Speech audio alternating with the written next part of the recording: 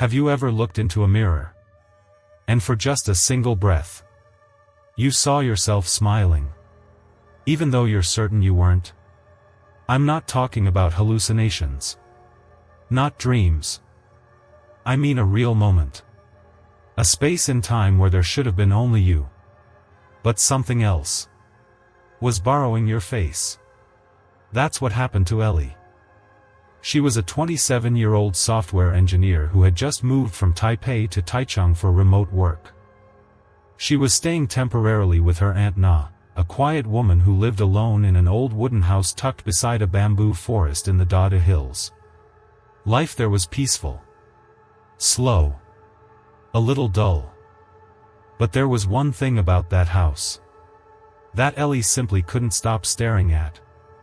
A tall wooden-framed mirror, covered in a soft layer of dust, positioned right in the hallway between the two bedrooms.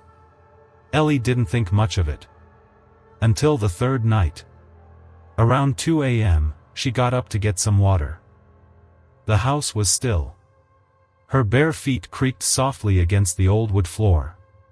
She passed by the mirror. Just her reflection, messy hair, tired eyes. Nothing strange. But when she turned away, the reflection didn't move. It stayed, staring back, and smiling. Just a little. Just enough. Enough to freeze the air in her lungs. Ellie froze. She turned around again. This time, everything matched. The reflection moved with her. No smile. No delay. She told herself she imagined it. But the next morning, the mirror had been moved.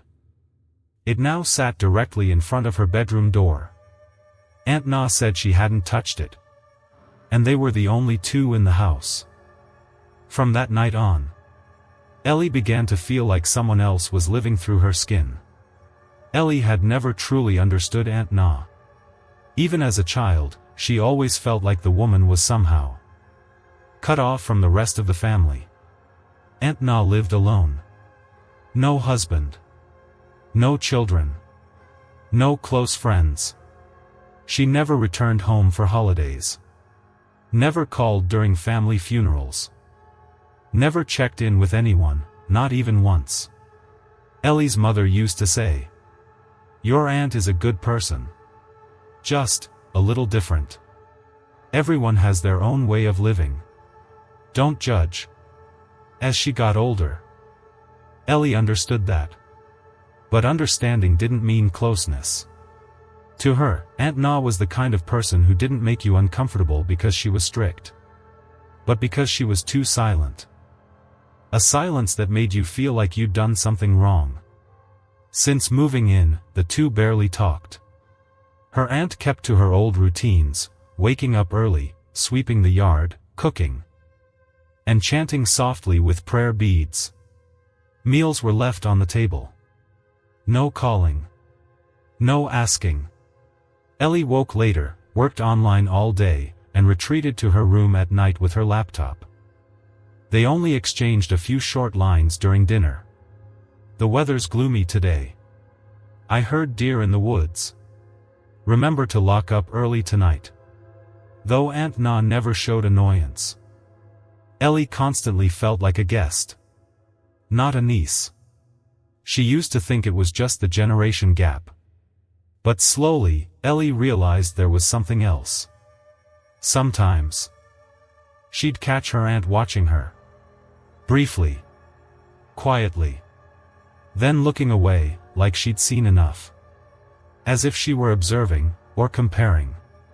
And the longer Ellie stayed, the stronger the feeling grew. That she wasn't the first person to live in that room. There was an old sticker on the wardrobe, its letters faded. A flower-pressed notebook tucked under a drawer. A neatly folded handkerchief placed in a fabric box at the corner of the bed. It felt like the room once belonged to someone else. And it had only just been cleared out. Right before Ellie arrived. Once, she asked gently, "Auntie, did someone stay in this room before me?" Her aunt didn't look up. just said, "No. It's been empty for a long time." But Ellie didn't believe her. Some nights, she'd hear the wooden floor creak. And it wasn't her footsteps. Her phone would randomly show old photos she'd never saved. Once, while changing clothes, she looked into the mirror. And the reflection showed her wearing something completely different. She began to feel like a replacement. As if she were living someone else's life. Someone who used to be here. Someone who disappeared. But the moment that sent a chill down Ellie's spine was when Aunt Na, out of nowhere, softly said while cooking, "The way you walk is exactly like her." Ellie froze. She hadn't said, "like your mom." Not like when you were little. But, like her. That night, Ellie woke up thirsty. The clock read 1:47 a.m. Outside, insects buzzed in the dark. Wind slipped through the cracks in the old wooden panels, making a soft, eerie whistling sound. The air felt thick. She threw on a thin robe and stepped into the hallway. The house was soaked in shadows. Moonlight filtered through sheer curtains, splashing across the floor like spilled water. Each step creaked long and slow. Not loud, but loud enough in a place that quiet. She passed the mirror. She'd passed it dozens of times before. Tonight was no different. Until she stopped. She didn't know why. Maybe instinct. Maybe habit. Or maybe, something moved. She turned to face the mirror. Her reflection stared back. Messy hair, droopy eyes, robe slipping off her shoulder. Exactly as expected. She turned to walk away. But in the mirror, Ellie didn't move. Ellie had already stepped forward, turned her body. But her reflection stayed. Still. Unblinking. And then, it smiled. Just a small curl of the lips. Soft. Subtle. Like it knew something. Ellie didn't.